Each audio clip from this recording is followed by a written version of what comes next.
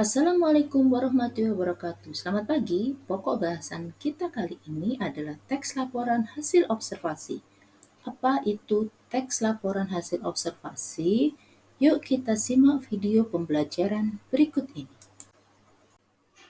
Ini adalah peta belajar bersama di bab teks laporan hasil observasi. Yang pertama, kita mengenal teks LHO. Yang pertama kita pahami adalah pengertian, ciri-ciri, dan fungsi dari teks LHO. Yang kedua adalah struktur dan kebahasaan teks LHO.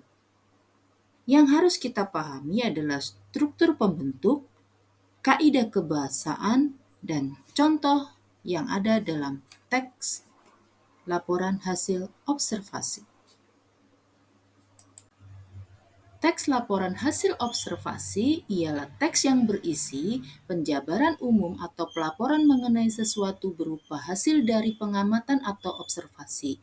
Teks laporan observasi juga disebut teks klasifikasi karena memuat klasifikasi mengenai jenis-jenis sesuatu berdasarkan kriteria tertentu, menggambarkan ciri, bentuk, atau sifat umum seperti benda, hewan, manusia, tumbuh-tumbuhan, atau peristiwa yang terjadi di alam semesta kita.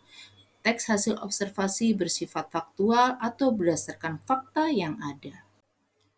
Adapun ciri-ciri teks laporan hasil observasi antara lain 1. Mengandung fakta. 2. Bersifat objektif, artinya tidak ada keberpihakan penulis terhadap hal yang dilaporkan dan tidak ada yang ditutup-tutupi untuk kepentingan tertentu.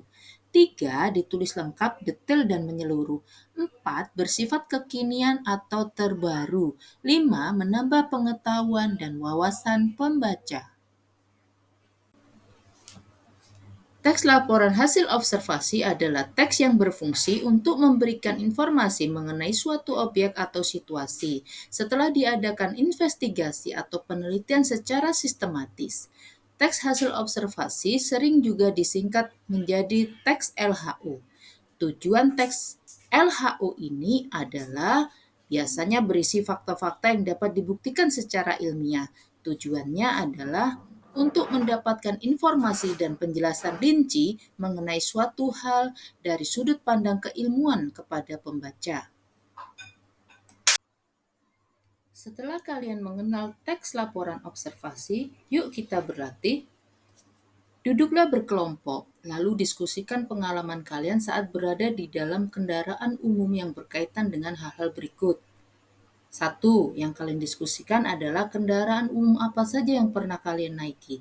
Pernahkah kalian mengalami situasi seperti yang ada di dalam teks penumpang bus kota?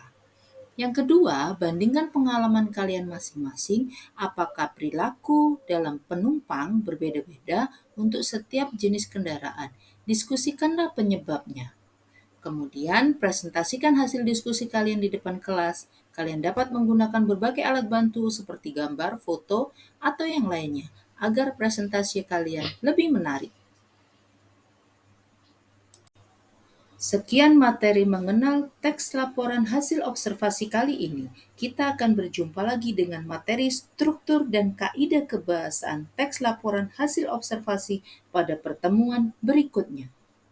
Sampai jumpa.